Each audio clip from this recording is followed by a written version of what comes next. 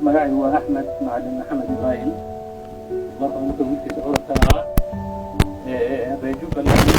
ismaayo Soomaali waxaan idin ka codsanayaa in ajli tacaala Allah in mas'uul ahaa bulshadan uu khidmeynayay wax baa laga tirsan karaa ilaahay dartii waxaan ku weydiisanayaa inaad iska cafisaan qof kasta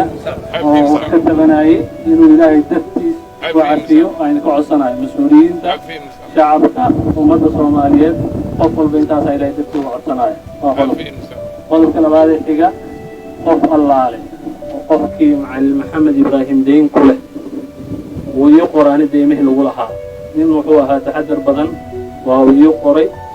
عدة أنا نوجين أو كشيء جميسة دين تاسي دين مدينة وان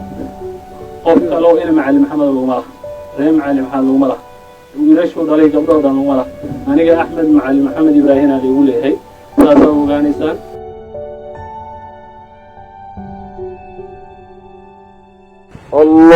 الله أكبر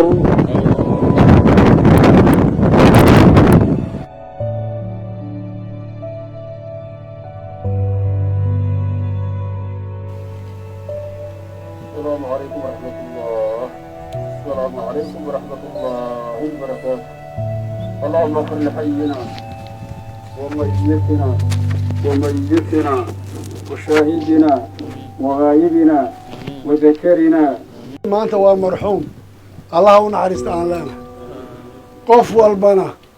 وحلقة يا وين لبض قف عرب كودا إسكادة ضبانها وشقع عاما كتيرها iskada wax kastood ku jirta kuma badbaadaysid laakiin maanta wuxuu inaga mudan yahay inaan kulligeen cafino una ducayno tarikadii uu ka tagay iyo qoyskiina inuu ilaahay sabir waafajiyo ilaahay xaqa uu ku hayo ilaahay isaga kadib uuna nafidmaynin kulligeen ducadaasi waa mid maanta uu inooga baahan yahay aan cafino oo aan iswada cafino waa bil Ramadaan waxaa maanta aad iyo aad u ah farxad oon odhan karo farxad bay tahay meesha Macalin Maxamed uu ku dhintay ee Hindiya ah waan hubaa janaasada intan leeg iyo inta ku dhowtoona inuuna ka heleen ama laba qof baa aasi lahayd ama laguma aaseena qolo kala qaadi lahayd inuu khayr qabo waxaa muujinaysa khalqiga maanta isugu yimid ee intaa leeg ee ku tukaday ee janaasadiisa isugu yimid hadduu nin shareed yahay intaasi mayna timaadeen saaka taasi markaa waa mid aan leeyahay ilaahay isagana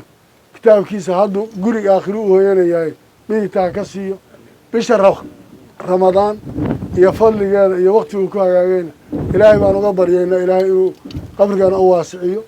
dembigiisana dhaafo innagana ilaahay uuna kadib ina fidmaynin sabirkana aan la nimaadno aan cafino aan isa saamaxno maaha isaga keligii inagaba mudnee inteena kalena inaynu iscafino waxa inaga dhexeeyaan ku wada hadlayna waa shaq maanta anigu ajishayda ma damaanad qaadi karo markaan hadda ka baxo isagoo la aasin inaan meydahayo inaan ahayn ma caddayn karayo qof waloo inaga mid ah wuxuu u baahan in cafis la helo oon iswada cafino aad baad u mahadsantihiin. asalaamu calaykum waraxmatullahi wabarakatu.